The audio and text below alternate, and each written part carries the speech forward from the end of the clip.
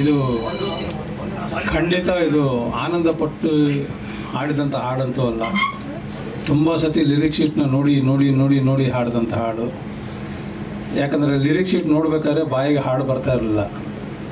So ತುಂಬ ರೀಟೇಕ್ಗಳ ಜೊತೆಗೆ ನನ್ನ ಯಾರೂ ಸ್ಟುಡಿಯೋಲಿ ಅಷ್ಟೊತ್ತು ಹಾಡಿದ್ದು ನೋಡಿದ್ದಿಲ್ಲ ಯಾರು.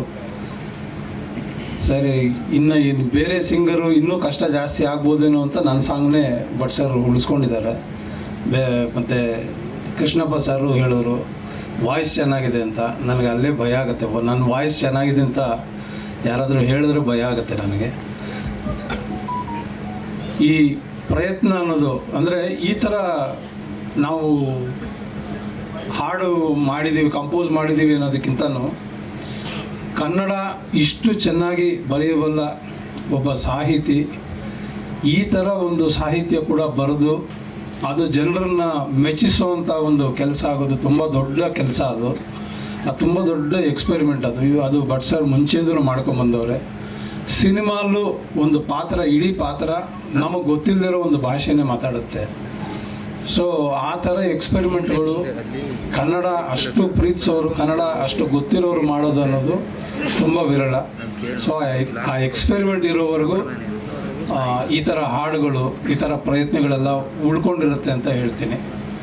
ಸೊ ಇದ್ರ ಜೊತೆಗೆ ನನ್ನ ಜೊತೆಗೆ ಹಾಡಿರೋ ಸಂಜಿತ್ ಇರ್ಬೋದು, ಮತ್ತು ನಮ್ಮ ಕನ್ನಡದ ಪ್ರತಿಭೆ ಪ್ರಾರ್ಥನಾ ಅವರಿರ್ಬೋದು, ತುಂಬ ಖುಷಿಯಿಂದ ಹಾಡಿರೋಂಥ ಹಾಡು, ಆ ಸಾಹಿತ್ಯ.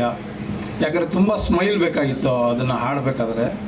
ಬಟ್ ಮೀನಿಂಗ್ ಅಂತ ತಗೊಂಡ್ರೆ ಏನೂ ಮೀನಿಂಗ್ ಇರೋದಿಲ್ಲ. ಅದು ಆ ಮೀನಿಂಗು ಅನ್ನೋದನ್ನು ಹುಡುಕದೆ ಅದು ಸ್ಮೈಲ್ ಹಾಕ್ಕೊಂಡು ಹಾಡಿದಂಥ ಎಲ್ಲ ಗಾಯಕರಿಗೂ, ಮತ್ತು ಇಷ್ಟು ನಾವಿವಾಗ ಏನು ಹೇಳ್ಬೇಕಿದು ಅದ್ಭುತವಾಗಿ ಬರೆದಿದ್ದಾರ ಅಂತ ಹೇಳ್ಬೇಕಂದ್ರೆ ಕನ್ಫ್ಯೂಸ್ ಆಗುತ್ತೆ.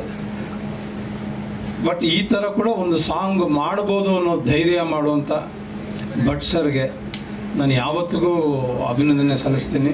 ಯಾಕಂದರೆ ಈ ಥರ ಎಕ್ಸ್ಪೆರಿಮೆಂಟ್ಗಳು ಜಾಸ್ತಿ ಆಗಬೇಕು, ಆಗಲೇ ಹೊಸದೇನೋ ಒಂದು ಪ್ರಯತ್ನ ಬರುತ್ತೆ. ಸೊ ಸಿನಿಮಾಲು ಈ ಸಾಂಗು ತುಂಬ ಒಳ್ಳೆಯ ಸನ್ನಿವೇಶದಲ್ಲಿ ಬರುತ್ತೆ, ತುಂಬ ಚೆನ್ನಾಗಿ ಶೂಟ್ ಮಾಡಿದ್ದಾರೆ. ಸೊ ಈ ಸಾಂಗು ಗೆಲ್ಲುತ್ತೆ ಅನ್ನೋ ಭರವಸೆ ಇದೆ. Thank you.